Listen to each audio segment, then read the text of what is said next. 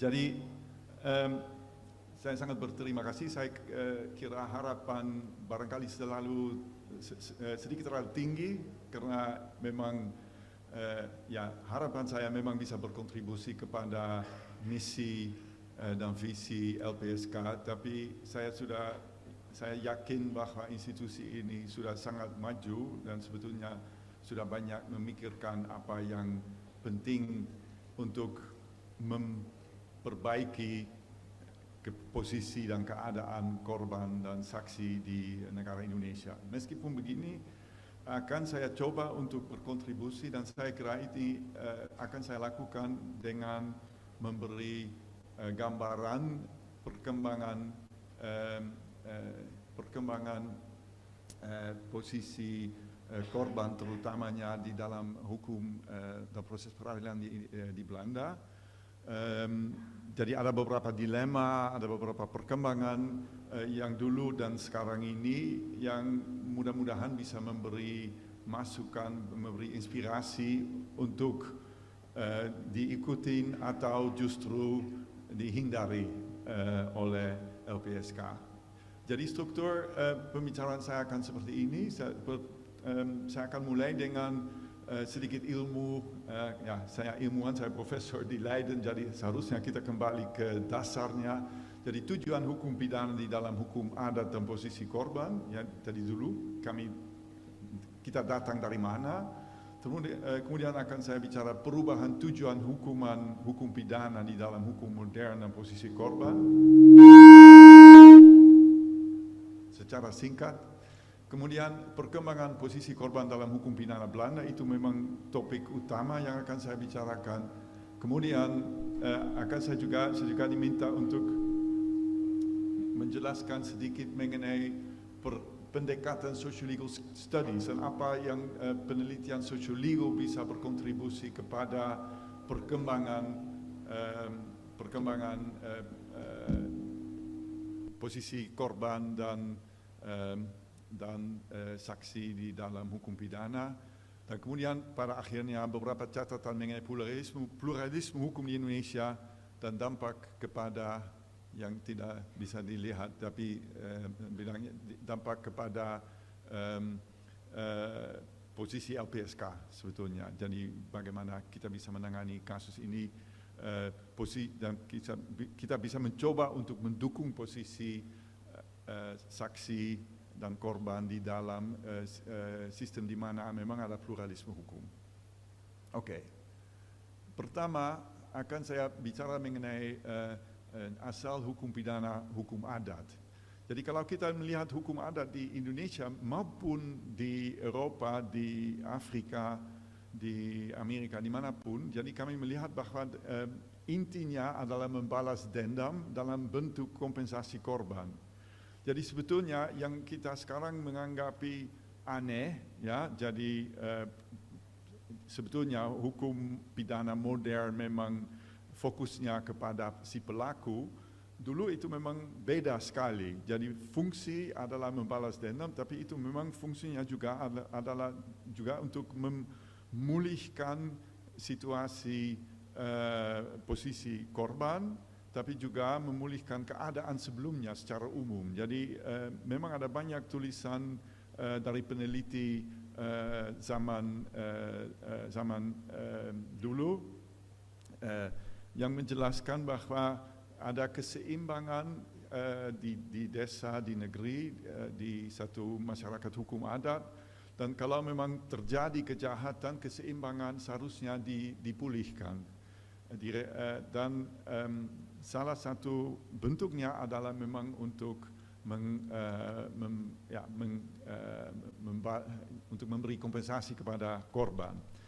Nah, salah satu contohnya ini dalam bahasa Belanda, ini saya mencari lama-lama kemarin karena memang di Leiden, di perpustakaan Van Vollenhoven Instituut ada banyak buku-buku dalam bahasa Belanda yang menjelaskan kasus yang terjadi di sana, tapi karena saya mencari di Jakarta kemarin, puji syukur memang ada beberapa sumber juga yang bisa saya akses, dan saya mendapat satu satu tulisan dari Pak Schade dari tahun 1912 mengenai hukum pidana adat di Kalimantan dengan Dayak, dan saya akan menerjemahkan yang ditulis di sana. Untuk melaksanakan kontrak ini dalam prakteknya hanya dalam kasus pembunuhan, penambahan, jadi itu ketua adat, mencampur tangan dalam prosesnya karena ditekankan oleh pejabat pemerintah Hindia Belanda. Beliau memerintahkan si pelaku ditangkap dan diserahkan kepada pemerintah.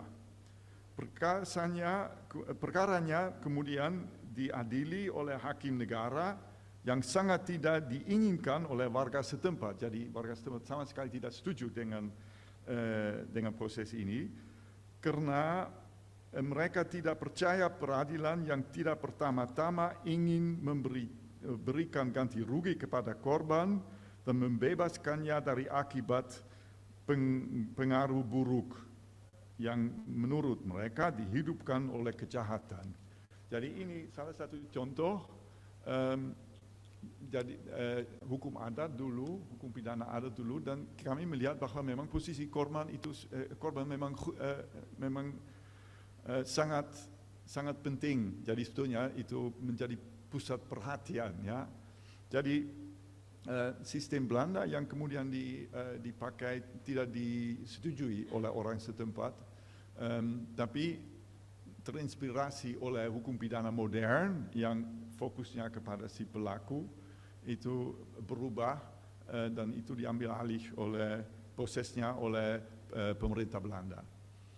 Nah, kalau kita lihat hukum pidana modern, pertama-tama kami melihat bahwa perpisahan antara hukum pidana dengan perdata, dan dianggap kompensasi itu termasuk hukum perdata, dan hukuman dari perspektif hukum publik ini termasuk hukum pidana. Juga fokus beralih ke pelaku, individu dan negara. Jadi itu bukan hubungan antara pelaku dengan korban atau hubungan antara pelaku dengan masyarakat kecil, tapi negara dan individunya. Jadi sangat berbeda fokusnya, dan itu berhubungan dengan perkembangan negara modern yang lebih besar dan jumlah penduduknya lebih banyak. Jadi dari konteks yang kecil kepada konteks yang sangat besar. Nah, apa menjadi tujuan juga beralih daripada memulihkan keadaannya, memulihkan juga keadaan spiritual, itu menjadi membalas dendam masih, karena memang tapi bukan membalas dendam dari posisi si korban, tapi membalas dendam dari posisi negara. Kemudian pencegahan individual, maksudnya bahwa kalau orang dipenjarakan dia tidak bisa melakukan kejahatan lagi, dan juga pencegahan umum dalam artinya kalau memang orangnya melihat bahwa orang dihukum, pasti mereka tidak akan berbuat seperti itu. Dan hanya pada akhirnya ada rehabilitasi. Jadi rehabilitasi maksudnya bahwa si pelaku pada akhirnya seharusnya bisa kembali di dalam masyarakat. Nah, kalau kita melihatnya seperti tiada korban dalam kasus pidana. Jadi si korban memang dikeluarkan dari proses hukum pidana dan tidak masuk lagi untuk selama hampir 100 tahun. Jadi kalau kita melihat KUHP di Belanda yang masih sekarang ini masih dari 1926, sekarang ini sudah mau direvisi, tapi di sana memang tidak, jadi kata korban hampir tidak disebut di dalam undang-undang ini. Nah, kami melihat bahwa pelan-pelan korban itu dikembalikan di dalam hukum pidana Belanda. Dan alasannya ini adalah karena ada beberapa alasannya bahwa fokusnya harus kepada si pelaku dan bukan kepada korban. Pertama-tama ide, dan itu masih waktu saya belajar hukum di Universitas Amsterdam dan di Universitas lain, itu masih paradigma. Jadi banyak guru-guru besar hukum pidana sama sekali tidak setuju diperhatikan posisi korban di dalam proses peradilan. Dan saya memang mengalami resistensi itu waktu itu dan perubahannya.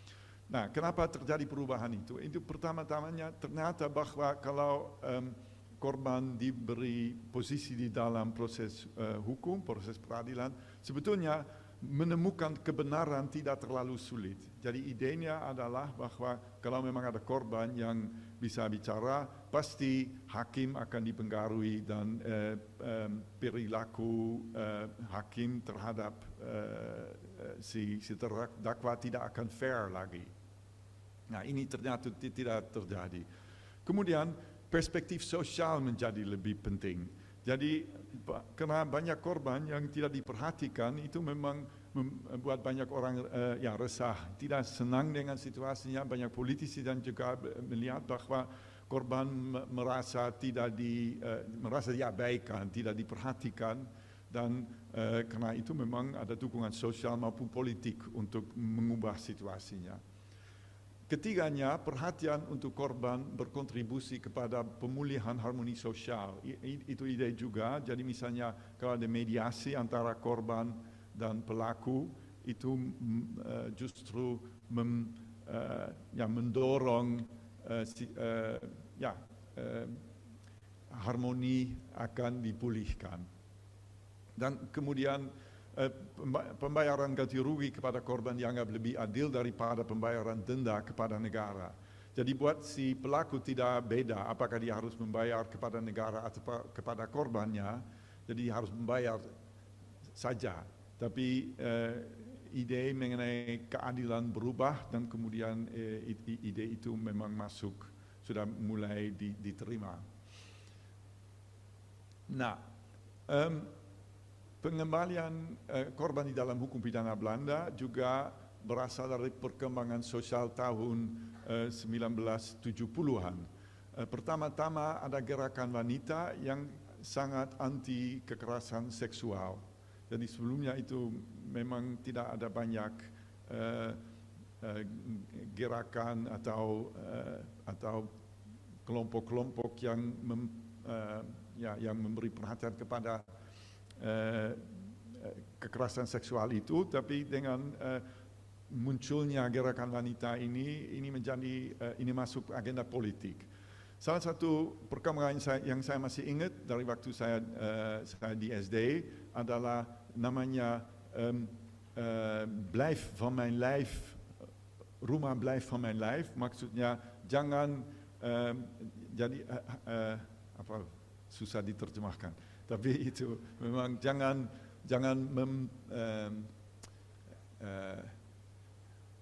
jadi badan saya harus bebas dari kekerasan seksual.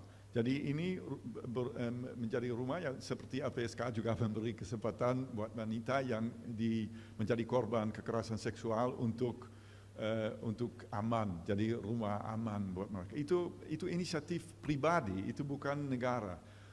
Menariknya, semua ini berasal dari inisiatif pribadi, dari gerakan masyarakat, dan bukan dari inisiatif pemerintah. Jadi baru ada rumah-rumah aman itu, dan kemudian pemerintah akan memberi dukungan dan akan memberi dana untuk mempertahankannya. Yang juga terjadi ada kasus penyanderaan. Jadi ini sebetulnya orang RMS atau anak orang yang ke Belanda sesudah RMS tidak jadi, tapi harapan mereka Republik Maluku Selatan masih akan didirikan. Karena mereka memang menyanderakan orang di dalam kereta api. Dan ya, dampaknya pada masyarakat Belanda sangat besar, karena banyak orang yang memang sangat yang punya PTSS, Post Traumatic Stress Syndrome, yang sangat berat, dan itu juga menjelaskan bahwa orang ini tidak bisa hidup lagi seperti biasa. Jadi kasus ini juga mendorong pemerintah untuk melakukan tindakan. Kemudian menarik juga reklasering. Di Belanda itu memang tujuan adalah untuk merehabilitasi pelaku. Tapi justru reklasering yang bilang seharusnya kalau kita ingin mendukung rehabilitasi pelaku, kami juga harus melibatkan korban. Kalau korban tidak dilibatkan, pasti itu akan lebih susah buat masyarakat untuk menerima orang yang sudah keluar dari penjara, yang kembali di dalam tubuh masyarakat untuk hidup secara baik, damai, dan diterima. Jadi empat ini, dan kemudian pemerintah juga mengambil beberapa tindakan untuk mendukung posisi korban. Itu mulai tahun 76 dengan undang-undang dana untuk korban kekerasan. Ini menarik, ini sangat terbatas, jadi jumlah uang yang juga diberi itu sangat kecil, dan itu bukan ganti rugi, tetapi tunjangan. Maksudnya itu memang seperti kalau di Indonesia, kalau memang ada orang yang digusur, jadi mereka kadang-kadang pemerintah tidak mau menamakannya ganti rugi tapi pesangon. Nah ini sama, jadi tunjangan bukan ganti rugi. Karena ganti ruginya harus didapatkan dari si pelaku. Itu hanya untuk kekerasan berat dan hanya rugi untuk cedera. Jadi yang lain harus juga lewat prosedur pada pengadilan perdata. Kemudian korban tidak mampu secara finansial. Kalau orang yang sudah beradab tidak bisa menggunakan kesempatan ini. Jadi kami melihat memang ini langkah pertama, bagus adalah langkah pertama, tapi ini langkah yang sangat yang sangat kecil sebetulnya. Kemudian yang didirikan itu Biro Nasional Bantuan Korban. Itu seperti LPSK Belanda, tapi memang bentuknya yang sangat terbatas lagi. Dan ini menarik juga, kami melihat, kalau di Indonesia, kami melihat itu mulai di pusat sebetulnya.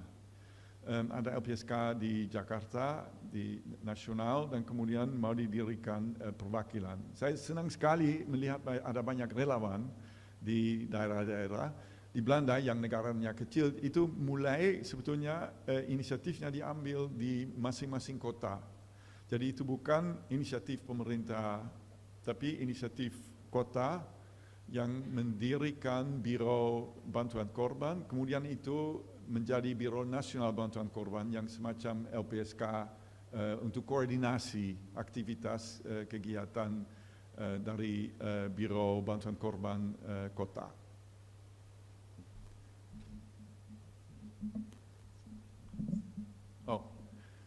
Saya kira cukup kuat, tapi ternyata mudah-mudahan bisa mendengar. Oke. Kemudian tahun 86 ada surat edaran mengenai pemberlakuan korban kekerasan seksual. Dan ini saya kira juga inisiatif yang sangat penting, yang sangat didorong juga oleh gerakan wanita sebetulnya. Tapi juga ada juga rumah sakit, ada juga psikiater yang bilang ini harus diperhatikan, dan pendidikan polisi muncul atau dikembangkan, spesialisasi terjadi.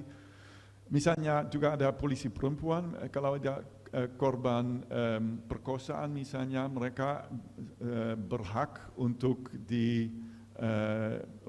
diwawancarai oleh petugas polisi perempuan. Terus informasi untuk korban harus lebih baik, pemberian bantuan profesional maupun tidak profesional untuk korban memang diatur, tapi itu masih policy rules, ini surat edaran, ini bukan undang-undang, jadi haknya tidak bisa dituntut di pengadilan, tapi ini memang langkah sangat besar sebetulnya, karena pada umumnya pemerintah polisi memang ikut aturan-aturan yang ada di dalam surat edaran ini. Nah, kita 10 tahun lagi ada ini namanya Undang-Undang Terwee. Terwee ini nama Belanda, dan ini jadi ada komisi. Kalau di Belanda, kalau proses pembuatan undang-undang selalu mulai dengan mendirikan komisi. Dan ini komisi, biasanya nama komisi, nama kepalanya, ketuanya, dan ini Pak Terwee yang menjadi ketuanya. Dan undang-undang itu yang dihasilkan oleh komisi ini adalah mengenai het schadefonds geweldmisdrijven, jadi semacam victim trust fund. Dan yang baru adalah bahwa untuk pertama kali si korban dapat posisi di dalam proses hukum pidana. Jadi korban bisa bergabung dalam prosesnya, dan dia bisa menuntut ganti rugi, dan kalau ganti rugi itu tidak bisa didapat langsung dari pelaku, dan juga sebelum terdakwa yang belum tentu apakah dia pelaku tidak, jadi sebelum hukuman, sebelum hakim menentukan apakah terdakwa memang harus dihukum, korban bisa mendapat pembayaran oleh negara, this advanced payment. Dan tidak ada maksimum lagi. Sebelumnya ada hanya waktu itu 1.500 gulden. Itu kemudian ya bisa barangkali sekarang itu 2.000 euro, jadi sangat kecil, tapi itu dihapus. Jadi kompensasi korban jauh lebih besar, dan posisi korban juga berubah karena bisa bergabung dalam prosesnya. Nah, kemudian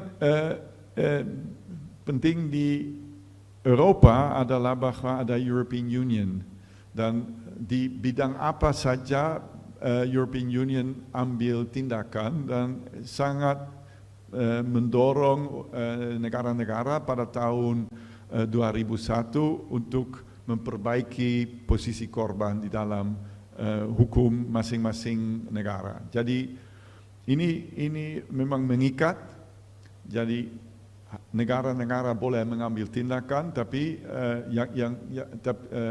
tidak harus secara langsung melaksanakan direktifnya, tapi mereka harus mengubah peraturan perundang-undangan mereka supaya sesuai dengan Directive European Union. Dan yang satu hasilnya adalah hak bicara korban mengenai dampak tindakan kepada kehidupannya. Nah, ini sesuatu yang sangat tidak disetujui oleh pakar-pakar hukum pidana dulu, yang bilang bahwa ini akan mempengaruhi hakim, ini tidak baik, ini memang seharusnya itu tidak di dalam ruangan peradilan, karena pengadilan adalah memang tempat untuk mencari kebenaran. Dan di sana tidak emosinya, tidak punya posisi di dalam ruangan pengadilan. Nah, ini memang menjadi dobrak, dalam artinya bahwa korban boleh bicara mengenai dampak tindakan kepada kehidupannya. Jadi korban tidak boleh bilang, oke, saya kira hukuman harus seperti ini, atau dia tidak boleh membicarakan mengenai pembuktian dan sebagainya, karena itu posisi berbeda, itu sebagai saksi. Tapi kalau dia bicara sebagai korban, hanya boleh mengenai dampak tindakan kepada kehidupannya. Menarik adalah bahwa sebetulnya kekhawatiran pakar hukum sama sekali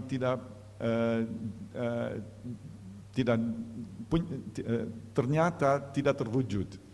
Jadi ini berjalan dengan baik dan sampai sekarang semua penelitian menjelaskan atau menemukan bahwa ini tidak mempengaruhi proses peradilan pidana secara negatif atau positif. Positifnya sebetulnya dalam artinya bahwa kadang-kadang memang ada juga terdakwa pelaku yang minta maaf kepada korban, dan ini memberi kesempatan yang baik, dan itu juga karena suasananya dalam ruangan peradilan ini juga membantu kepada korban untuk mencernakan, untuk lebih baik menerima apa yang terjadi dan mencari meneruskan kehidupan seperti biasa. Nah, sesudah ada pengalaman yang positif mengenai hak bicara korban, kami melihat undang-undang penguatan posisi korban. Jadi tahun 2011 posisi korban lebih diperkuatkan. Jadi pertama-tama hak bicara korban diperluaskan. Jadi si korban juga boleh bicara mengenai dia juga bisa mengenai hukuman, bisa memberi pendapatnya, juga bisa bisa bicara mengenai pembuktian. Jadi dia tidak dikendalikan seperti sebelumnya. Kemudian posisi korban punya hak atas informasi, bagaimana berjalan prosesnya.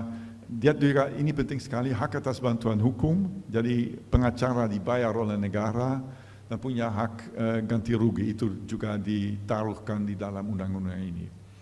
Nah, ada kekhawatiran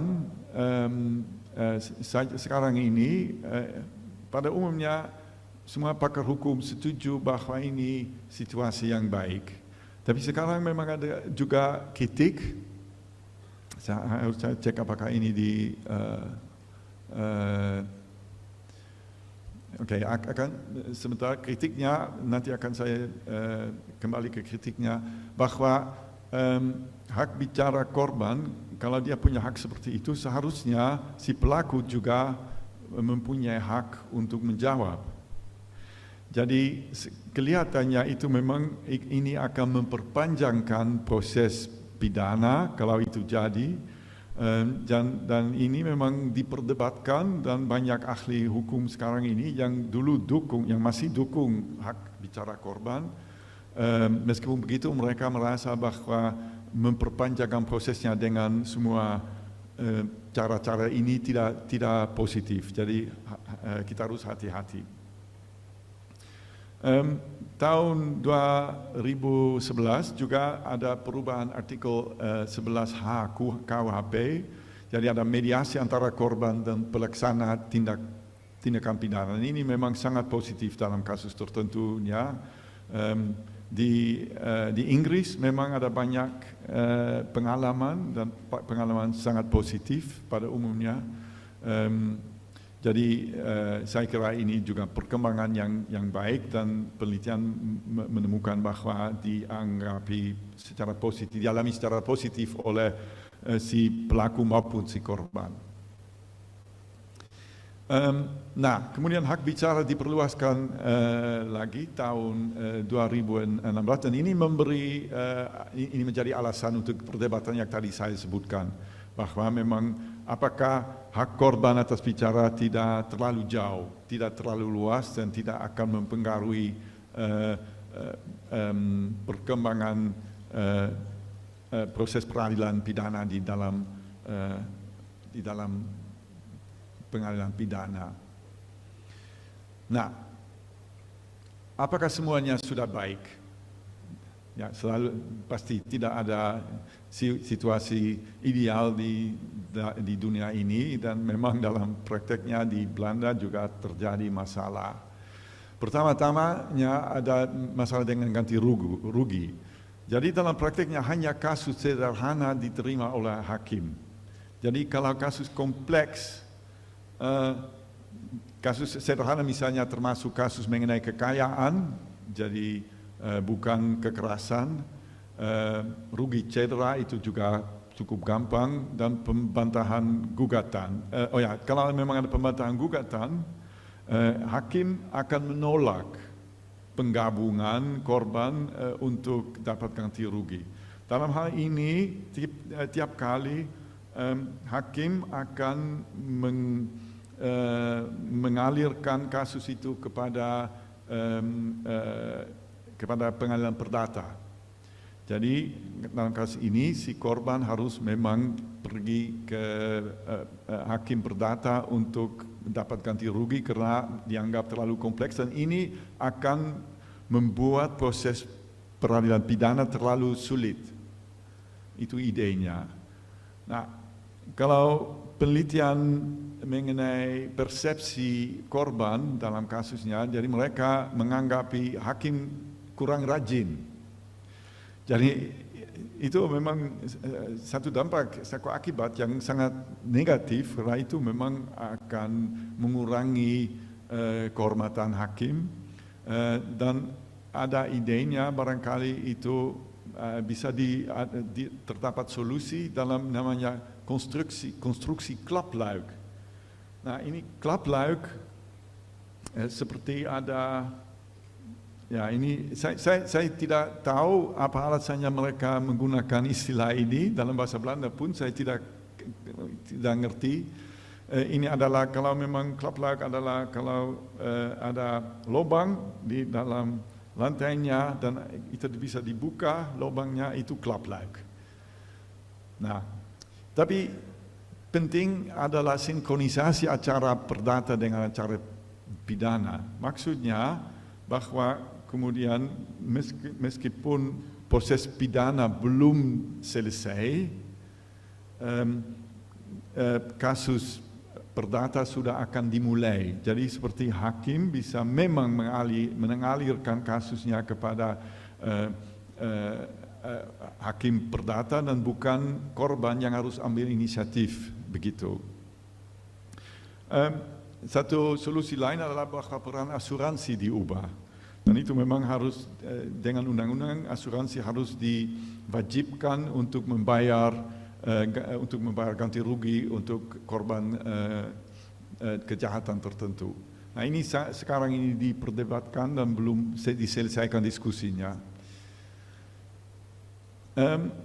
Kalau mengenai hak bicara, tadi sudah saya sampaikan kritik terhadap kesempatan untuk menyampaikan pendapat mengenai pembuktian dan hukuman itu memang kontroversial, dan apakah ini akan memberi, apakah itu akan memperpanjang proses peradilannya. Kemudian sebentar saja, ya saya diminta bicara, saya diberi waktu lama-lama, sekarang ternyata saya akan lebih singkat, mohon maaf. Tapi saya akan bicara sedikit mengenai social legal research. Karena saya ditanya apakah peran social legal studies dalam perkembangan yang tadi. Nah, pertama-tama kita bisa menanyakan apa social legal studies. Jadi tujuannya mengerti hubungan antara hukum dan masyarakat.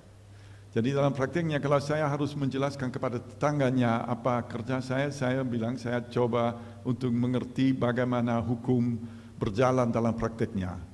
Apa artinya, apa dampaknya kepada orang, bagaimana hukum dibuat. Kita bisa melihat di sini, jadi mempelajari pembuatan hukum, jadi pembuat undang-undang, tapi juga pembuat aturan-aturan lebih rendah. Kemudian mempelajari implementasi hukum, bagaimana misalnya LPSK, bagaimana melaksanakan tugasnya, mempelajari bagaimana mempengaruhi kehidupan perorangan, jadi apa dampaknya untuk orang hukum dilaksanakan, dan pada akhirnya mempelajari penggunaan atau tidak penggunaan hukum oleh masyarakat. Jadi apakah masyarakat coba untuk jauh dari hukum, Misalnya kemarin saya di Pulau Seram, saya bicara mengenai kebun di hutan, kebun pala dan sebagainya. Nah ini memang jelas orang ini menggunakan sistem hukum sendiri untuk siapa yang punya kebun ini. Itu bukan dicatat di kantor BPN misalnya. Jadi ini semuanya yang kita lakukan. Jadi metodenya adalah analisis hukum doktrinal, analisis statistik, tapi juga studi literatur, penelitian empiris yang paling penting menurut saya, dan studi historis juga. Nah, semua hal ini dipakai, metode ini dipakai untuk perkembangan di bidang posisi korban di Belanda. Jadi ini dipakai untuk persiapan kalau memang ada satu undang-undang yang diinginkan, pasti ada komisi yang akan melakukan penelitian empiris juga, tapi juga melihat bagaimana misalnya di negara-negara lain. Dan saya mau juga share bahwa saya kira itu sebetulnya LPSK sangat aktif mencari masukan, dan saya tidak tahu apakah saya bisa memberikan masukan hari ini, tapi idenya bahwa ada untuk memang mencari narasumber, untuk mencari orang yang berpengalaman di negara lain, tapi juga penelitian empiris di Indonesia sendiri. Itu penting untuk mempersiapkan undang-undang atau perubahan undang-undang yang akan terjadi sekarang ini. Kemudian evaluasi. Ini dianggap di Belanda sangat penting sekali. Jadi tiap undang-undang harus dievaluasi sudah 5 tahun, apa akibatnya, apakah berjalan tidak. Dan ini memang satu, saya kira itu kewajiban yang sangat baik. Dalam artinya itu mendorong politisi, itu membuat lebih susah buat politisi untuk menghindarkan melihat konsekuensi undang-undang yang mereka sudah undang-undang buatan mereka. Jadi itu juga memberi kesempatan untuk diskusi lagi di dalam DPR Belanda, apakah undang-undang ini baik, tidak, dan itu juga memberi, undang-undang pada umumnya memang barangkali baik, tapi memang ada unsur-unsur tertentu yang tidak mencapai tujuan seperti diharapkan. Jadi di Belanda, saya ini wetenschappelijk onderzoek en documentatiecentrum, ini satu instansi di bawah Departemen Kehakiman, dan ini memang adalah biro penelitian, dan itu memang semuanya penelitian sosiolego. Dalam artinya memang ada orang yang latar belakangnya yuridis, tapi ada juga orang yang latar belakangnya sosiologi atau antropologi, dan semuanya kerjasama untuk menemukan hasil-hasil undang-undang atau tindakan-tindakan lain. Kemudian ada juga penelitian akademis. Jadi misalnya kolega saya, Maartje van der Woude, dia melakukan banyak penelitian mengenai crimigration, jadi imigrasi yang dijadikan kejahatan oleh pemerintah, dan apa dampaknya. Jadi itu juga melengkapi evaluasi undang-undang dan juga lebih luas dan lebih baik. Dan ini juga sangat penting. Jadi saya selalu mendorong ada kerjasama di Indonesia pun antara instansi pemerintah dan universitas. Jadi misalnya di Belanda juga ada banyak instansi pemerintah yang memberi yang minta untuk penelitian tertentu. Tapi seharusnya peneliti sendiri juga boleh memilih topiknya, dan supaya bisa lebih kritis terhadap perkembangan di daerah di bidang tertentu. Nah, saya akan mengakhiri dengan beberapa catatan mengenai pluralisme hukum dan posisi korban di Gayo. Dan ini sebetulnya penelitian yang dilakukan oleh teman saya Arfian Syah, yang mempertahankan disertasinya 3 tahun yang lalu di Leiden, dan dia memang sangat mengamati posisi korban kekerasan seksual di sana. Nah, yang menarik di Gayo adalah bahwa di sana memang ada 3 sistem hukum. Jadi ada sistem hukum nasional, hukum pidana nasional, ada hukum syariah, hukum pidana syariah Aceh, dan ada juga hukum adat. Nah, salah satu sebetulnya jurisdiksi tiap bidang cukup jelas ditentukan, tapi dalam prakteknya kami melihat bahwa orang setempat menggunakan keberadaan 3 sistem ini untuk tujuan tertentu, termasuk untuk memperbaiki, untuk mendukung posisi korban kekerasan seksual. Nah, salah satu contoh yang bisa saya berikan adalah ada seorang bernama anonim, katakanlah namanya Miko, dan Miko itu ternyata dia memang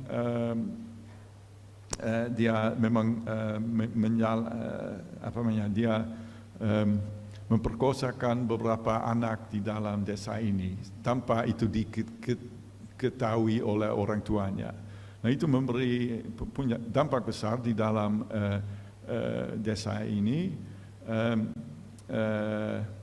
dan yang terjadi adalah sebetulnya kasus ini harus ditangani oleh Syariah Aceh. Karena itu memang masuk di bidang ini.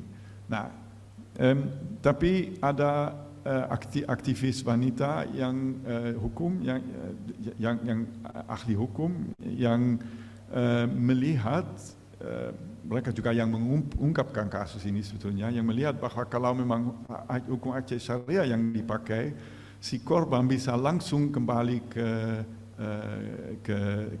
ke desanya. Dan itu memang membuat, karena situasi di dalam desa ini sudah sangat tegang, jadi ada banyak orang yang, ada orang yang bilang orang tuanya salah karena mereka tidak memperhatikan anak dengan baik, ada juga yang lain yang ingin membunuh si pelaku. Jadi sudah jelas bahwa tidak baik kalau orang ini kembali ke desanya.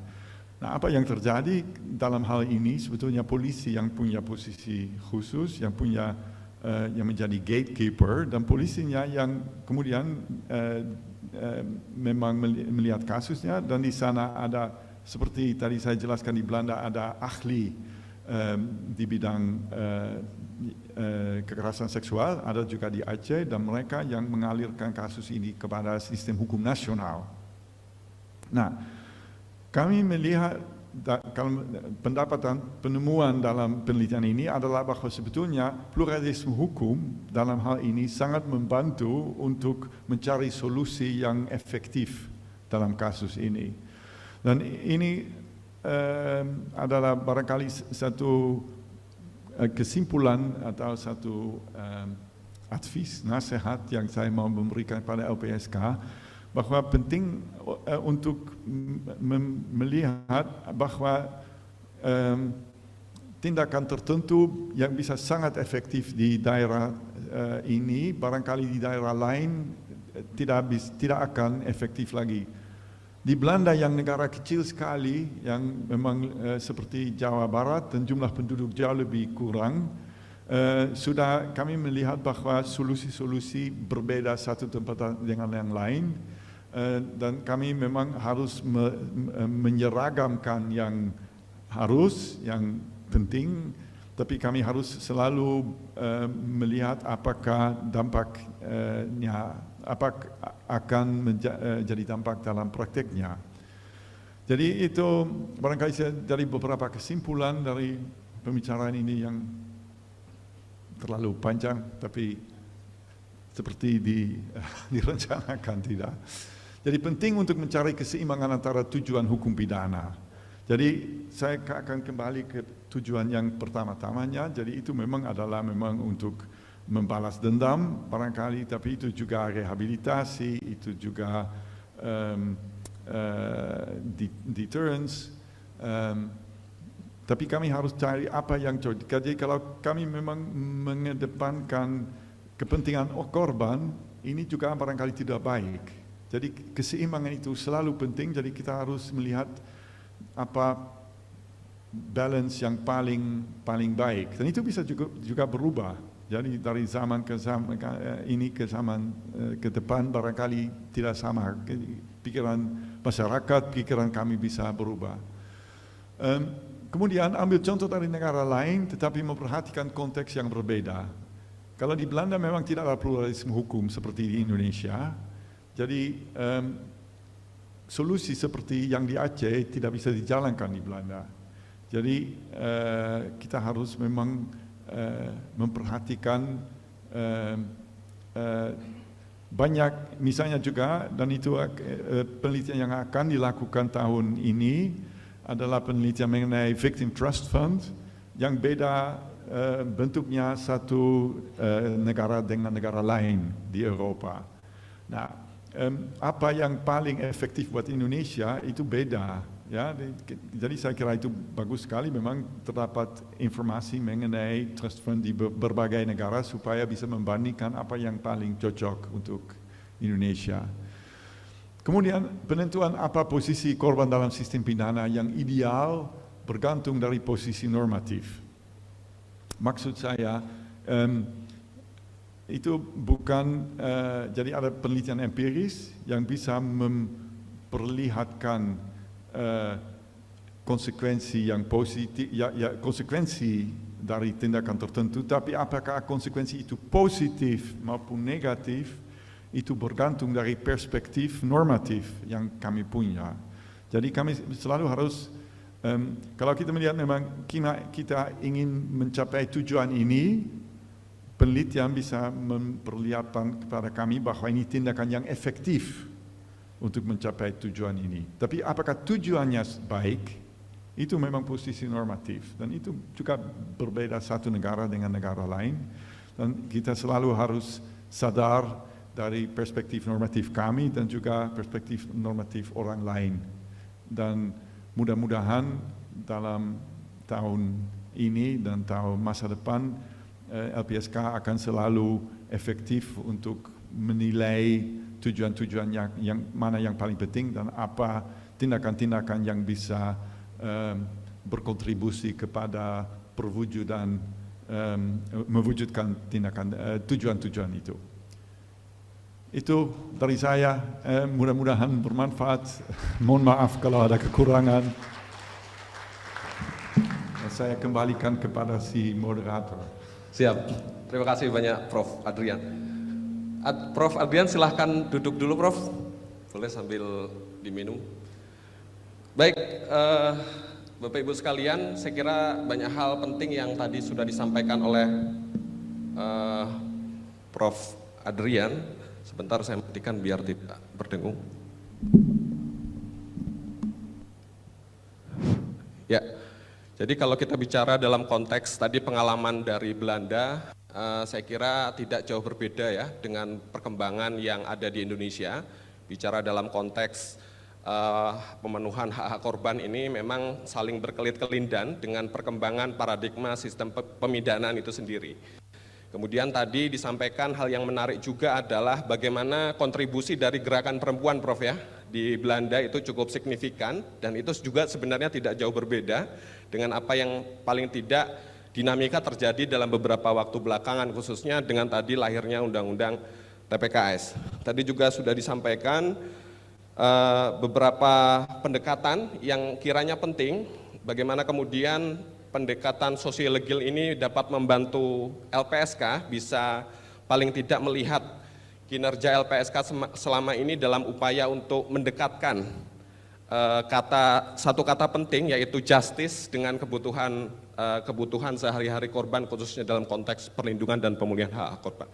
Baik, Ibu Bapak sekalian dan rekan-rekan tentunya, jadi kita masih punya waktu yang cukup untuk bisa berdiskusi, tanya jawab. Jadi sebagai informasi, karena forum ini adalah forum hybrid, ada rekan-rekan yang juga hadir di online, tanpa bermaksud membatasi, mungkin untuk teman-teman di online bisa mencatatkan pertanyaannya di kolom chat, nanti kemudian akan dibantu oleh saya untuk menyampaikan kepada Prof. Adrian. Namun untuk kesempatan pertama saya mungkin akan membuka Prof. Izin, apakah ini sistemnya akan langsung dijawab atau kita kumpulkan dulu? Baik, pertama mungkin saya mengundang mungkin dari pimpinan LPSK ada yang berkenan untuk mengawali, memantik, memberikan respon, pertanyaan ataupun pernyataan atau apapun itu terkait dengan apa yang tadi disampaikan oleh Prof. Adrian. Barangkali terkait dengan refleksi pengalaman LPSK selama ini. Baik, boleh dibantu kepada Pak Anton? Gak apa-apa, gak apa-apa, siapapun. Monggo Pak Anton. Baik, makasih Mas Fuad. Tadi disampaikan tidak harus pertanyaan, Prof. Adrian, boleh juga pernyataan. Gitu ya.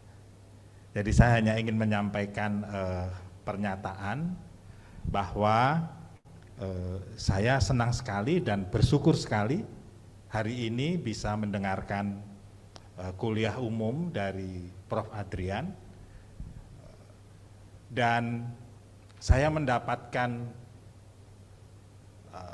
banyak poin dari kuliahnya Prof. Adrian, gitu ya. Setidaknya ada 3 poin yang saya dapat, gitu ya. Pertama, saya mendapat poin yang cukup penting tentang perkembangan posisi korban dalam hukum pidana di Belanda. Ya. Prof menyampaikan pointer-pointer yang sangat membantu saya, dan saya tidak perlu membaca buku yang panjang lebar yang tadi disampaikan Prof. Adrian. Jadi matur nuwun Prof. Adrian, thank you so much tentang itu. Gitu ya. Yang kedua, saya juga mendapat pengetahuan baru yang bagi saya betul-betul baru tentang metodologi social legal, gitu ya. Sekali lagi, tanpa saya harus membaca banyak buku, I got the point from you, gitu ya.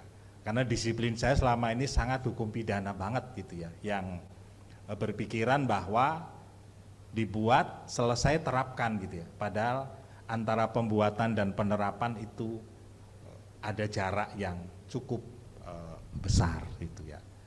Yang ketiga yang juga saya dapat ilmu dari Prof. Adrian adalah tentang pentingnya mengevaluasi produk hukum secara reguler, ya. Saya rasa ini hal yang merupakan kebutuhan di Indonesia, ya. Menurut pengamatan saya, ini masih jarang dilakukan. Ya, kita lihat ada banyak produk-produk hukum, khususnya hukum pidana sudah sekian puluh tahun belum sempat dievaluasi.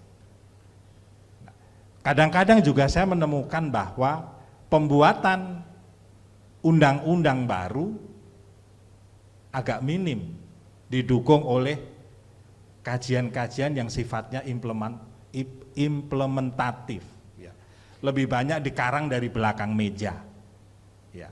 Tadi Prof menyampaikan bahwa seharusnya idealnya undang-undang baru, produk hukum baru 5 tahun itu dievaluasi, gitu ya, untuk melihat dampaknya seperti apa, apakah dampak yang dulu dibayangkan ketika membuat undang-undang itu muncul apa tidak di masyarakat, gitu ya.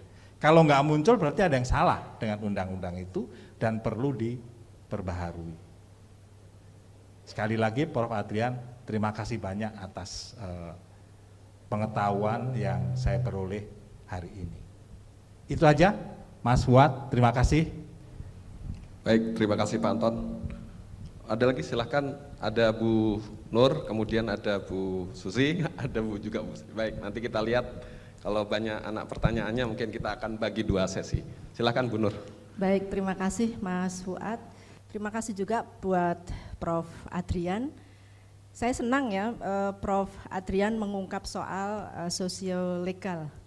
Karena itu memang tantangan buat para sarjana hukum yang hanya melihat secara tekstual ketentuan undang-undang.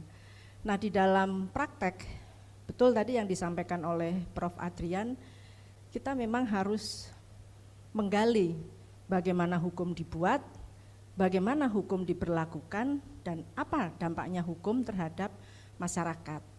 Nah, tadi juga disampaikan di Belanda gerakan perempuan cukup kuat. Nah, di LPSK juga sudah mulai, Prof.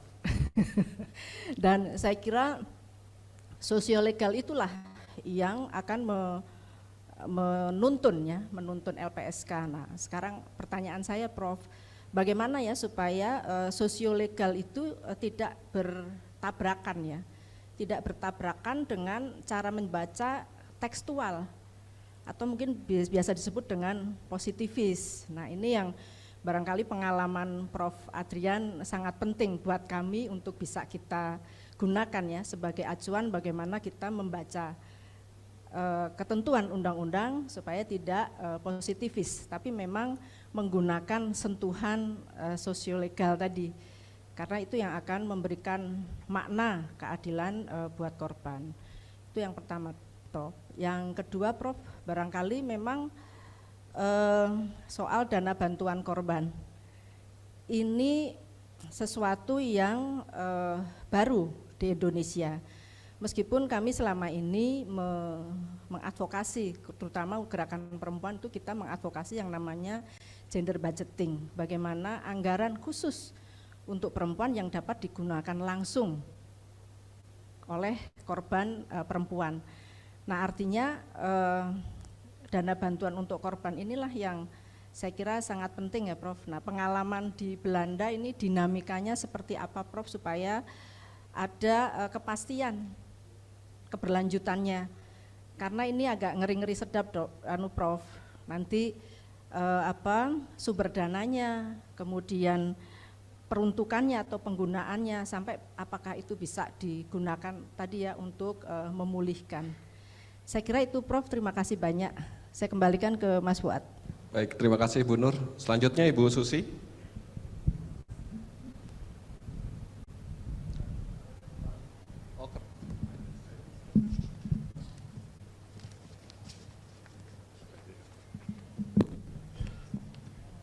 Selamat pagi, terima kasih Prof. Kuliahnya banyak memberikan manfaat dan pencerahan bagi saya pagi ini. Saya tadi ngobrol dengan Pak Anton berkaitan dengan posisi korban di dalam hukum pidana dan bahkan hukum adat ya. Nah, bicara soal hukum adat, Prof, dan juga tadi ada disebut soal legal pluralism. Jadi yang pengalaman saya di LPSK, sebenarnya LPSK banyak mengadopsi hukum internasional juga, jadi tidak hanya hukum adat gitu ya. Awalnya berawal dari banyak konsep-konsep hukum internasional yang kemudian diterapkan di dalam mekanisme perlindungan saksi dan korban di Indonesia. Nah, yang berikutnya perkembangan kemudian dalam prakteknya kami banyak menemui irisannya dan bagaimana kemudian keadilan itu disesuaikan dengan hukum adat yang berlaku. Misalnya dalam artian berkaitan dengan restitusi. Restitusi atau ganti kerugian kepada korban yang dibayarkan oleh pelaku. Itu ada beberapa ide dan komponen, bahkan itu juga muncul dari para korbannya sendiri untuk bagaimana kalau ganti kerugiannya diperhitungkan dengan hukum adat yang berlaku di tempatnya. Ini beberapa kasus sudah kami perhitungkan, tetapi ada situasi yang agak berbeda. Jadi kami menemukan bahwa hukum adat itu ternyata berbeda tujuannya di dalam dengan hukum pidana atau hukum perlindungan saksi dan korban. Nah, di hukum adat tujuannya adalah untuk keseimbangan kosmis seperti itu. Tetapi kemudian yang kami jumpai ini ada kebutuhan masyarakat untuk atau korban untuk mendapatkan ganti kerugian sesuai dengan hukum adatnya, yang itu sangat berbeda dengan tujuan perlindungan saksi. Tujuan perlindungan saksi dalam hal ini adalah saksi dan korban adalah untuk pemulihan korban. Sementara untuk hukum adat pengaturan mengenai ganti kerugian berkaitan dengan pemulihan korban itu sendiri malah bisa dikatakan sangat minim, sehingga ini yang jadi masalah gitu ya. Sementara mekanisme hukum adat yang berlaku pada saat yang di kampung-kampung itu, di Kalimantan Barat misalnya yang saya ketahui itu banyak-banyak mostly hanya untuk komunitas adatnya. Nah ini yang bagaimana sih kita melihat berkaitan dengan legal pluralism ini, bagaimana LPSK harus bekerja mengawinkan antara hukum adat dengan hukum nasional berkaitan dengan perlindungan saksi dan korban, utamanya hukum pidana yang sangat legalistik yang kata Bu Nur tadi sangat positivistik gitu ya. Jadi ini yang perlu kami mendapat pencerahan berkaitan dengan legal pluralism itu. Terima kasih. Baik, terima kasih Prof. Izin, ini sudah ada 3 penanya. Apakah mau direspon dulu atau saya buka kembali? Mas Fuad, satu lagi Mas Fuad. Baik, silakan. Dari Pak, izin Pak, mungkin direspon dulu. So, oke, akan saya duduk. Kalau pertanyaan, ya terima kasih atas pertanyaan dan pernyataan juga, sangat senang saya dengar. Kalau mengenai social legal studies dan hubungan dengan hukum doktriner, jadi menurut saya tidak ada masalah karena pertanyaan justru berbeda. Kalau kita memang akan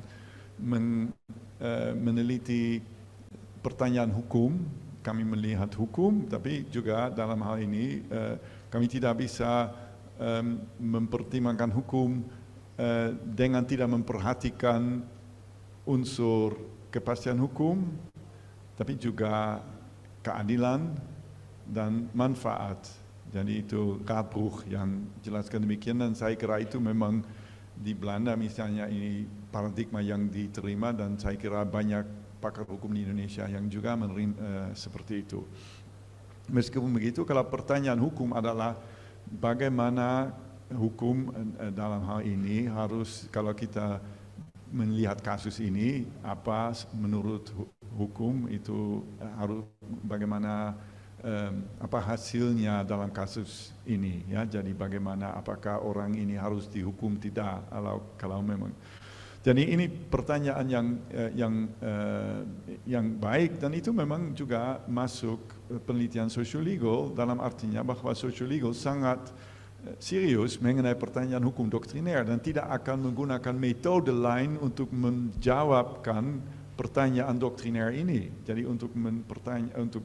jadi kadang-kadang ada kesalahpahaman di Indonesia bahwa social legal adalah semacam konspirasi untuk menggantikan hukum doktriner, dan ini sama sekali tidak benar. Jadi idenya justru itu, tujuannya berbeda, caranya juga berbeda.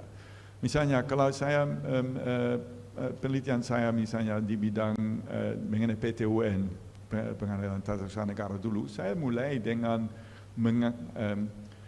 meneliti semua putusan dari Pengadilan Tun di Bandung.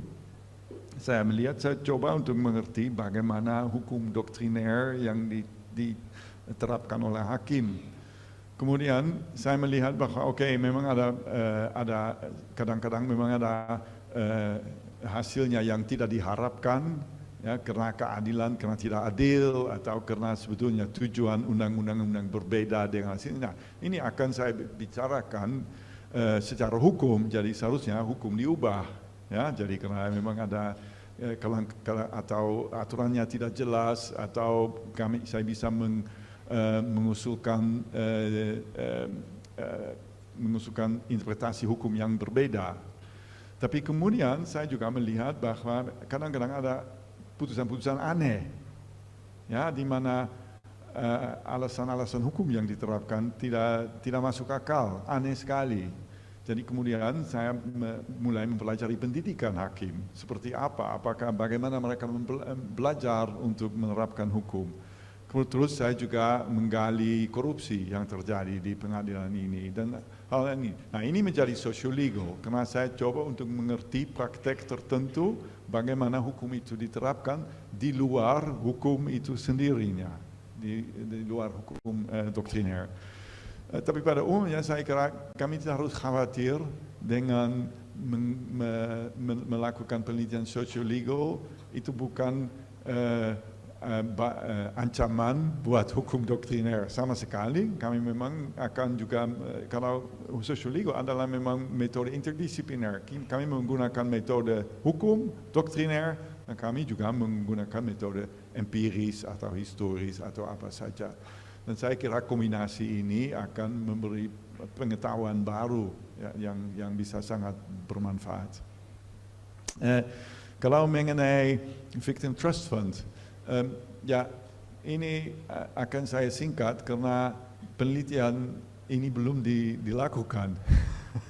Jadi memang Victim Trust Fund ada penelitian yang sudah dilakukan. Kami sudah tahu bahwa sangat berbeda satu negara di Eropa dengan negara lain. Kami juga tahu bahwa di Belanda sebetulnya jumlah uang yang terdapat dari proses itu cukup banyak kalau dibanding dengan negara lain. Masih ada negara di Eropa yang menggunakan prosedur perdata untuk korban. Jadi memang beraneka ragam, tapi apa bentuknya yang paling cocok untuk Indonesia itu memang satu hal yang mudah-mudahan nanti kita bisa lanjutkan diskusinya sesudah penelitian itu selesai. Dan ini juga menunjukkan bahwa LPSK sangat serius mengenai evaluasi dan juga mengenai persiapan peraturan baru. Dan ini buat saya sangat menyerukan. Memang saya menggembirakan bahwa saya melihat bahwa ada sikap serius seperti ini mengenai mencari solusi yang paling efektif, yang paling baik. Nah, kemudian ya ini pertanyaan yang sangat menarik mengenai hukum adatnya. Nah, kembali kepada slide kedua saya, di mana kami memang lihat ada tujuannya berbeda. Nah, saya tidak bisa, saya kira ini memang a wicked problem. Ini tidak bisa terselesaikan sebetulnya, karena memang tujuan berbeda. Dan ini memang menjadi, kita harus mengamatinya secara normatif. Apakah kami terus mendukung tujuan LPSK, tujuan kompensasi, ganti rugi, apakah kita melihat bahwa dalam prakteknya dianggap begitu tidak adil oleh masyarakat setempat, bahwa kita harus membuka kesempatan untuk memberi ganti rugi dalam bentuk yang berbeda, yang misalnya untuk memulihkan keseimbangan seperti itu, dan tidak fokus tidak kepada korban seperti itu dahulu. Apakah undang-undang ini membuka kesempatan untuk tanpa perubahan memberi ganti rugi yang kemudian dipakai oleh masyarakat seperti mereka inginkan? Ya, itu sudah kurang saya tahu. Itu Bu Susi pasti bisa memberi jawaban itu. Tapi ini juga menunjuk kepada masalah penting ada bahwa kita harus melihat bagaimana prakteknya, apa yang terjadi, dan bagaimana evaluasi kami dari kejadian ini, dan apakah kita harus menyesuaikan prakteknya atau mengubah prakteknya, dan itu juga untuk membuka alasannya untuk itu. Itu bisa saja bahwa kami sama sekali tidak setuju dengan pikiran adat, masyarakat adat itu, dan ya dalam hal ini kami juga bisa bilang oke, kita tidak akan ikut dalam seperti dulu itu memang kasus yang saya sebut dari tahun 1912, di mana memang kasus tertentu harus diserahkan kepada pemerintah karena mereka tidak setuju dengan cara penanganan setempat, karena itu dianggap terlalu tidak fair. Jadi nah itu memang sesuatu yang harus kita pertimbangkan dalam tiap kasus. Baik, terima kasih. Baik, selanjutnya ini sebenarnya kita masih punya waktu yang cukup, jadi kita coba untuk sesi kedua. Tadi izin Pak Ketua, sebelumnya ada Bu Sri Suparyati tadi di kesempatan sebelumnya, kemudian ada Pak Mahyudin juga. Jadi bertanya Ibu. Nanti ke Pak Ketua. Ya, siap. Ya, terima kasih Pak Prof. Adrian. Saya sebenarnya menarik berkaitan dengan judul daripada kuliah umum ini ya. Ini prospek transformasi program perlindungan korban. Saya mungkin masih pimpinan yang baru yang belum menekuni ya praktek dari perlindungan di dalam LPSK ini, tetapi saya melihat bahwa posisi korban ya, definisi korban saya melihat itu sepertinya sudah ada perluasan gitu ya. Bukan hanya korban dalam konteks dia adalah pihak yang kemudian mengalami penderitaan lalu kemudian mengalami kerugian gitu ya, tetapi definisi korban saya melihat dari beberapa kasus yang berbeda yang kemudian kami terima masuk dalam proses permohonan.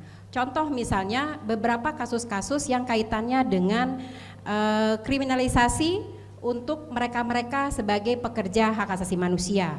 Lalu kemudian ketua-ketua masyarakat adat yang memang mereka memiliki objek lokasi tanah yang kemudian dimasukkan dalam kerangka satu proyek yang namanya proyek standar nasional atau PSN.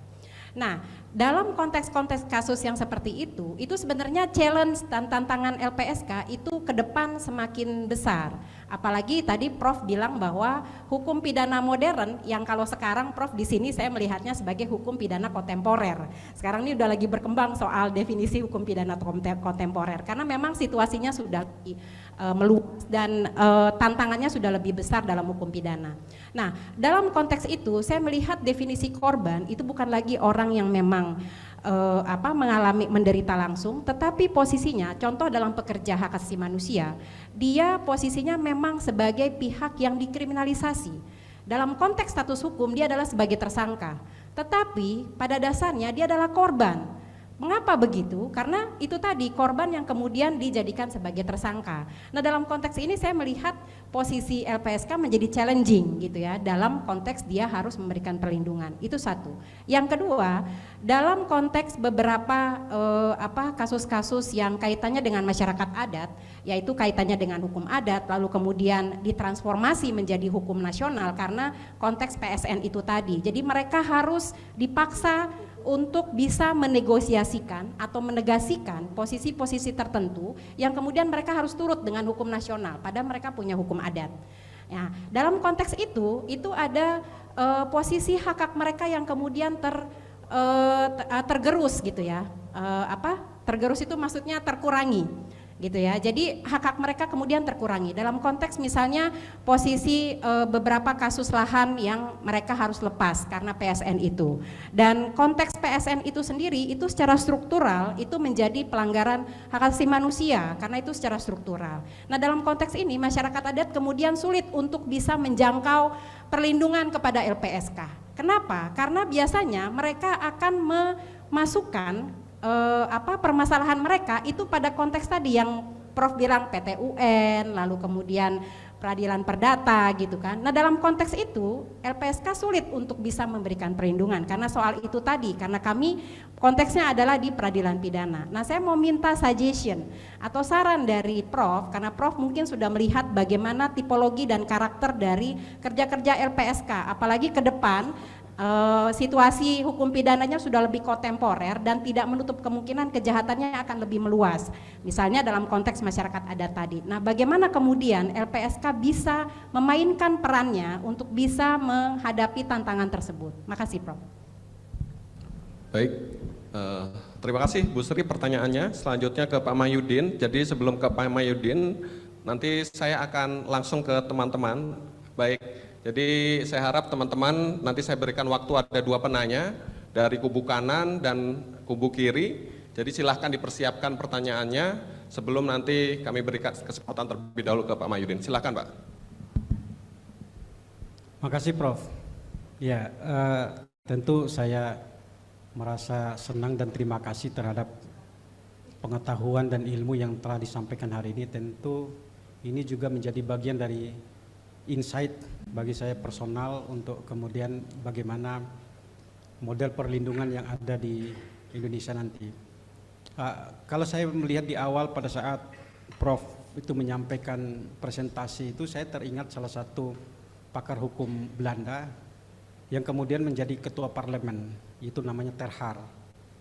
Nah, kemudian secara konsisten dan konsen melakukan penelitian di Indonesia berkaitan dengan hukum adat yang berlaku di Indonesia pada saat itu. Nah, akhirnya melahirkan suatu buku yang disebut atau istilah sekarang itu dengan adat reh. Nah, makanya kemudian karena itulah saya mengatakan ketika Prof. Adrian ini memberikan kuliah berkaitan dengan perlindungan, maka saya mengatakan sebagai protection reh. Barangkali itu menjadi perkembangan yang akan mendukung di dalam proses perlindungan-perlindungan yang akan kita berikan kepada korban. Nah, saya juga sepakat ketika proses perubahan-perubahan hukum yang terjadi setiap 5 tahun yang disampaikan tadi, karena memang di dalam dunia yang sudah terbuka sekarang kan, karena saya juga konsen dalam constitutional law, dari hukum ketatanegaraan itu, bahwa hukum-hukum yang berlaku di dalam setiap negara itu kan hampir sama praktiknya. Nah, kita juga kemarin ke Thailand, ke Italia dan seterusnya, itu juga untuk mempelajari bagaimana praktek-praktek yang ada di negara-negara yang memiliki kesamaan itu, yang kemudian nanti bisa diadopsi oleh suatu negara. Artinya bahwa proses perkembangan hukum sekarang itu kan suatu proses perkembangan yang sama yang terjadi di seluruh dunia, termasuk juga di Belanda yang memang juga dasar hukum kita juga bersumber dari Belanda. Nah, praktek-praktek yang disebutkan oleh Prof tadi juga memiliki kesamaan, meskipun ada perbedaan-perbedaan secara signifikan yang tentunya juga ini menjadi bagian pertanyaan saya nanti di akhirnya nanti berkaitan dengan soal ini. Karena kalau kita melihat misalnya pertanyaan pertama berkaitan dengan soal tunjangan tadi. Negara memberikan tunjangan kepada korban. Nah, tentu apakah di negara Belanda itu memberikan batasan-batasan terhadap korban tindak pidana apa saja yang diberikan tunjangan. Nah, kalau kita korelasikan dengan kondisi yang ada di Indonesia hari ini, itu kan disebut oleh kami itu sebagai kompensasi. Nah, pemberian kompensasi ini kan tidak semua tindak pidana diberikan, hanya pidana-pidana tertentu. Nah, itu yang pertama. Nah, yang kedua, saya melihat tadi ada terjadi segregasi yang berkaitan dengan hukum pidana dan perdata. Ada pemisahan yang kentara, yang kental antara hukum perdata, privat law dengan constitution, dengan privat dan public law-nya itu. Pemisahan yang sangat kuat antara kedua itu. Misalnya dalam hal pengajuan ganti rugi tadi, bahwa praktek yang ada di Belanda tadi itu ada pemisahan antara pidana dengan ganti ruginya, di mana pengajuan ganti rugi itu juga bisa bersamaan di dalam proses penegakan hukumnya. Di kita juga sebetulnya melakukan pemisahan, harus didahulukan pidananya dulu baru kemudian perdata. Nah, di dalam proses pengajuan ganti rugi di Indonesia itu kita menganut dua aspek pengajuan bersamaan dengan tindak pidananya, karena juga nanti putusannya akan bersamaan dengan putusan permohonan ganti ruginya itu atau restitusi. Nah, kemudian juga bisa diajukan pasca putusan pengadilan. Artinya pengajuan permohonan ganti rugi ini kan mengacu kepada putusan pengadilannya itu. Artinya tidak ada perbedaan putusan yang terjadi ketika putusan perdata itu dilakukan.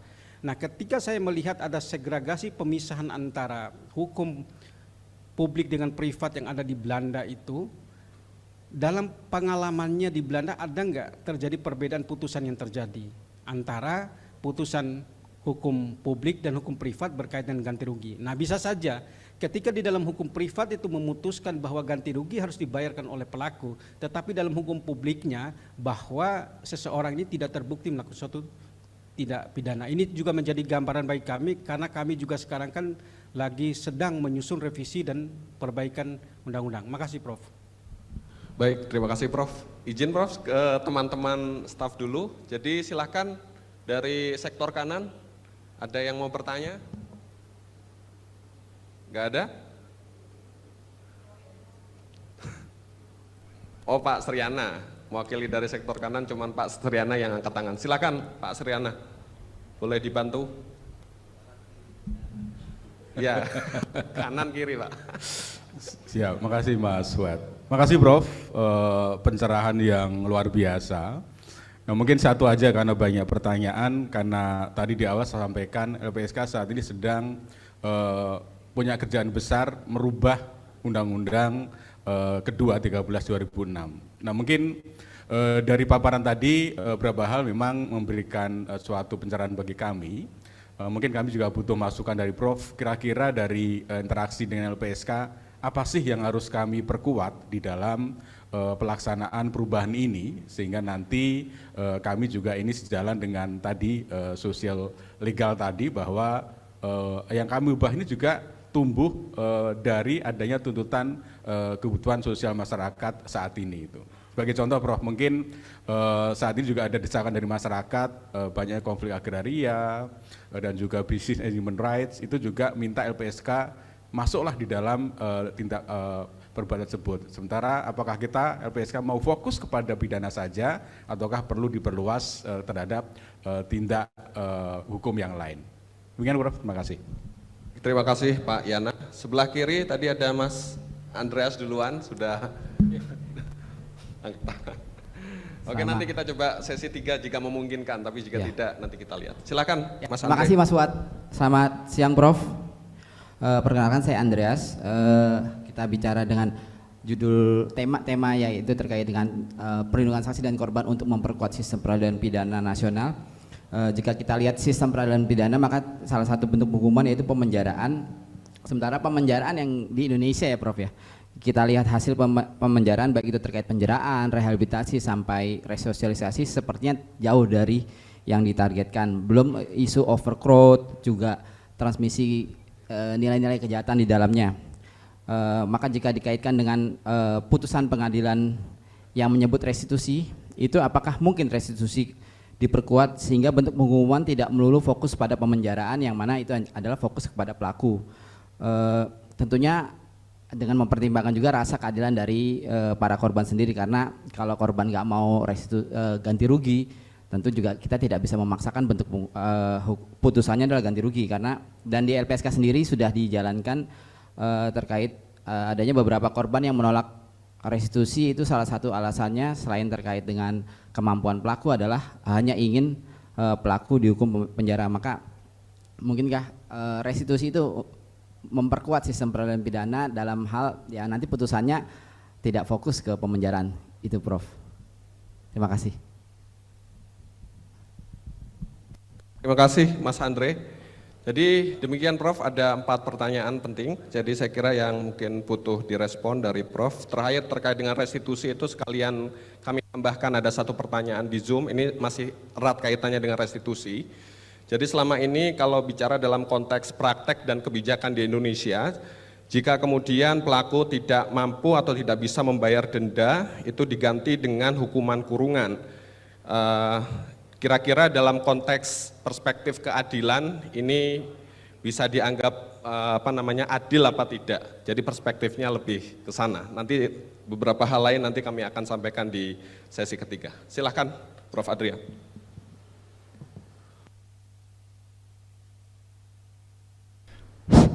Ada memang beberapa pertanyaan yang temanya berhubungan, jadi akan saya menjawab bersama-sama. Jadi kami mulai dengan istilah korban. Jadi apakah korban ini memang harus pidana saja atau lebih luas dari itu?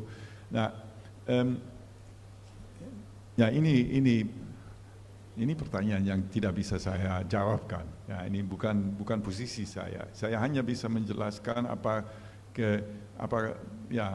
beberapa refleksi mengenai akibat yang bisa muncul dari perubahan interpretasi seperti itu, atau apakah memang kebijakan LPSK akan untuk memperluaskan atau lebih fokus kepada intinya yang korban dalam arti hukum pidana. Nah, pada umumnya saya kira di Indonesia memang terdapat banyak institusi juga dari negara yang memperhatikan posisi orang yang korban dalam arti luas. Jadi ada Komnas HAM, ada Ombudsman, ada instansi lagi, ada banyak LSM juga yang terlibat dalamnya. Jadi saya kira bahwa pertama-tama LPSK harus hati-hati untuk tidak campur tangan di bidang di mana instansi-instansi lain sudah aktif. Jadi jangan seperti ada redundancy karena dana memang terbatas dan harus dipakai seefektif mungkin. Satu hal juga, jadi saya kira LPSK juga institusi yang baru yang kalau fokusnya kepada tugas utamanya itu membantu korban dan saksi dalam kasus pidana, itu sudah luas sekali. Itu memang untuk seluruh Indonesia dengan seluruh kantor perwakilan itu sudah memang tugas raksasa menurut saya. Jadi saya secara pribadi saya mengkhawatirkan kalau LPSK akan memperluaskan kewenangannya, katakanlah begitu, itu memang itu cukup akan membahayakan tujuan utamanya, jadi tugas utamanya. Jadi itu pertanyaan. Nah, itu bukan maksudnya bahwa dalam tiap kasus kita harus secara langsung mengeluarkan orang tertentu dari istilah korban itu, tapi ya jadi dalam tiap kasus harus juga dipikirkan konsekuensinya. Kalau kita memang memasukkan orang akan membantu orang ini, jadi itu juga untuk masa depan memberi ya itu menciptakan ide, harapan dan sebagainya, dan akan susah untuk kembali kepada definisi yang kurang luas itu. Jadi saya kira pada umumnya jadi nasihatnya harus hati-hati dan harus memang mempertimbangkan konsekuensi dari pilihan tertentu. Jadi kalau kita lihat masalah mengenai hukum pidana dan hukum perdata. Nah, di Belanda ini memang sekarang diselesaikan dengan cara yang cukup efektif, bahwa pada umumnya korban selalu diberi kesempatan untuk bergabung dalam kasus pidana kalau dan kemudian hakim akan melihat apakah tuntutan mereka cukup tidak terlalu kompleks. Kalau terlalu kompleks langsung dialirkan ke pengadilan perdata. Hasilnya adalah bahwa memang ada perpisahan yang jelas antara perdata dengan pidana. Jadi kasus yang sudah diselesaikan pidana tidak akan muncul di perdata lagi. Masalahnya dulu memang adalah bahwa sebagiannya dipertimbangkan atau karena ada batas maksimumnya, jadi orang pergi ke pengadilan pidana dulu, kemudian mereka untuk kelebihannya mereka masuk ke perdata. Nah, itu ternyata menjadi masalah karena dalam hal ini memang ada kadang-kadang karena kriteria yang dipakai, kriteria perdata yang dipakai beda dengan kriteria pidana yang dipakai. Tapi ini diselesaikan dengan caranya bahwa hakim pidana juga boleh menentukan restitusi yang cukup besar atau yang sangat besar, yang sebesar seperti di dalam tuntutan perdata, atau itu ditolak oleh hakim pidana kemudian harus ke perdata. Nah, saya kira ini memang satu contoh di mana perkembangan di Belanda memang bisa menjadi inspirasi di Indonesia untuk mencari hubungan antar peradilan perdata dengan peradilan pidana yang efektif. Nah, kalau kemudian mengenai restitusi dan mengenai ya di Belanda sistemnya begini. Jadi dan itu juga ide mengenai victim trust fund. Jadi kalau pelaku tidak bisa membayar, itu negara yang membayar seluruh jumlah kompensasi yang harus dibayar atau ganti rugi yang harus dibayar. Nah, kemudian itu menjadi masalah negara untuk mendapatkan uang itu kembali dari si pelaku. Nah, dalam prakteknya, dalam banyak kasusnya pelaku sama sekali tidak punya uang. Jadi itu pada umumnya orang yang tidak kaya. Jadi kalau dalam ini untuk memang menghitungkan bunga, ya oke bisa saja, tapi tidak masuk akal. Jadi dalam kasus seperti itu, kalau si pelaku tidak bisa membayar, dia akan masuk program yang namanya untuk orang yang bangkrut, yang tidak bisa membayar hutangnya lagi, supaya mereka akan dalam beberapa tahun akan bebas hutang, dan tidak bisa memulai kehidupan mereka secara baru. Seperti itu. Jadi caranya adalah begini, jadi saya kira dalam hal ini di Indonesia, saya kira ya itu memang sangat bergantung satu kasus dari kasus lain, apakah adil atau tidak, ya tergantung dari kekayaan orang terlibatnya. Saya kira sistem Belanda yang memang sekarang ini karena memang memperhatikan posisi korban, dalam artinya korban akan menerima ganti rugi bagaimana saja. Itu aspek pertamanya, dan kemudian apakah ini bagaimana uang itu bisa didapatkan dari pelaku, itu seharusnya bukan masalah korban, itu menjadi masalah negara.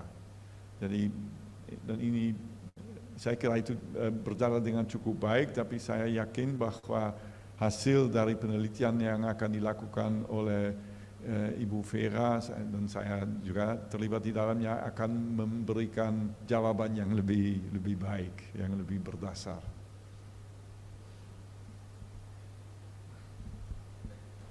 Baik, terima kasih. Berikan aplaus untuk jawaban Prof. Adrian.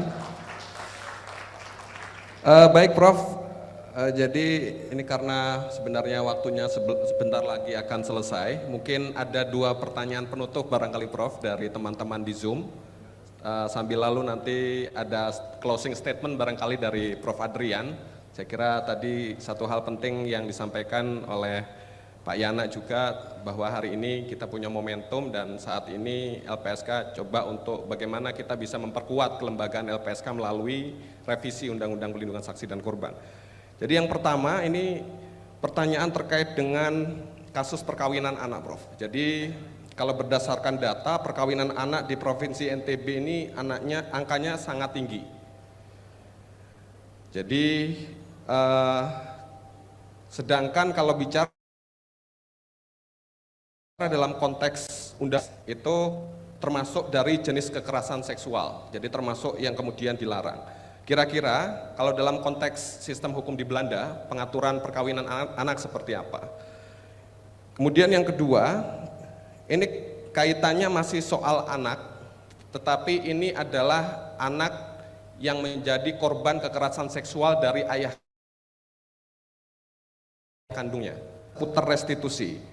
Jadi dalam konteks di mana ayah kandung merupakan pelaku dari kejahatan atau kekerasan seksual, bagaimana restitusi dapat memutus secara adil tanpa mengurangi hak-hak anak pelaku yang lain. Jadi saudara-saudaranya, ada kakak, ada adik dan sebagainya. Belanda. Ya, jadi Belanda dan prinsip mungkin Prof. Prinsip keadilan. Demikian, silahkan sekalian closing statement. Jadi pertanyaan pertama mengenai perkawinan anak, nah ini susah sekali karena konteks Belanda sangat berbeda dengan konteks Indonesia. Jadi pertama-tama saya tahu karena banyak penelitian di VVI mengenai perkawinan anak muda, perkawinan dini, apa namanya, memang menunjukkan bahwa dalam banyak kasus itu sepertinya itu anak sendiri yang ingin kawin. Dan beda dengan Belandanya bahwa di Indonesia pada umumnya hubungan seksual di luar pernikahan memang tabu, jadi secara sosial tidak diterima dan juga secara menurut hukum pidana sekarang juga menjadi masalah.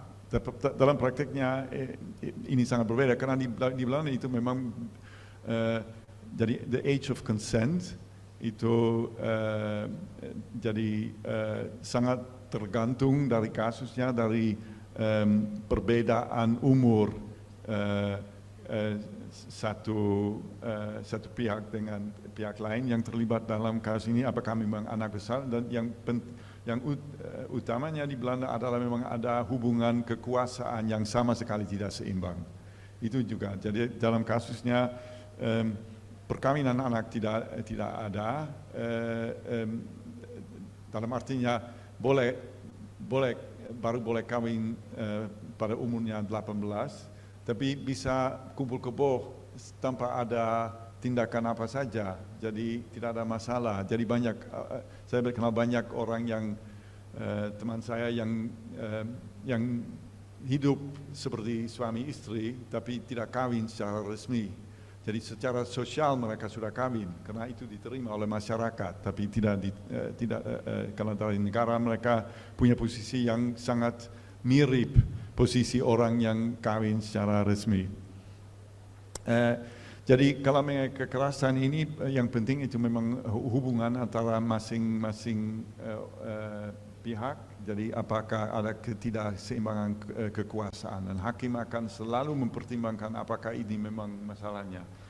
Kalau mengenai ayah kandung dan ya saya kira itu memang tidak ya. Saya hampir tidak bisa duga ada kasus seperti itu di Belanda. Juga sistem, misalnya sistem kewarisan sangat beda Indonesia. Jadi di Belanda itu memang, saya kira tidak ada hubungan antara sistem warisan dengan restitusi. Jadi saya kira dalam kasus ini pasti akan diberikan restitusi, tapi ini seperti dalam kasus lainnya, negara yang bayar, dan kemudian negara harus melihat apakah mereka bisa dapat kembali. Jadi sebagai closing statement, saya ingin mengulangi yang sudah beberapa kali saya sampaikan di LPSK. Dalam ini zaman yang tidak begitu, ya cukup seram menurut saya kalau kita lihat dunia ini dengan perang genosida yang terjadi di Gaza, dengan fasisme yang muncul di Belanda pun, di negara-negara lain di Eropa, Trump yang sekarang menjadi presiden lagi. Jadi yang penting itu adalah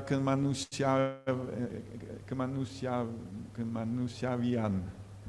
Dan kita memperhatikan yang manusiawi, dan saya kira LPSK adalah salah satu organisasi yang memang memperhatikan itu, yang mencoba untuk membantu orang yang dalam posisi sulit dan untuk memperbaiki keadaan dunia seram itu sedikitnya. Dan saya merasa bersyukur saya sekarang punya hubungan dengan LPSK, dan kalau dari Leiden, dari Belanda kami bisa membantu untuk memperbaiki kinerja di LPSK, saya senang sekali. Saya juga belajar banyak dari LPSK, dan harapan saya jaringan LPSK dengan instansi yang serupa seperti Komnas HAM, Ombudsman dan yang lain bisa juga menghadapi tekanan dari pihak yang ingin dunia yang sedikit lebih kurang seru dan lebih berkuasa, orang kaya dan orang yang sudah mampu. Jadi harapan saya, ini bukan kali terakhir saya akan ke sini, dan saya sangat ingin, saya look forward kepada kerjasama yang nanti dengan LPSK. Terima kasih.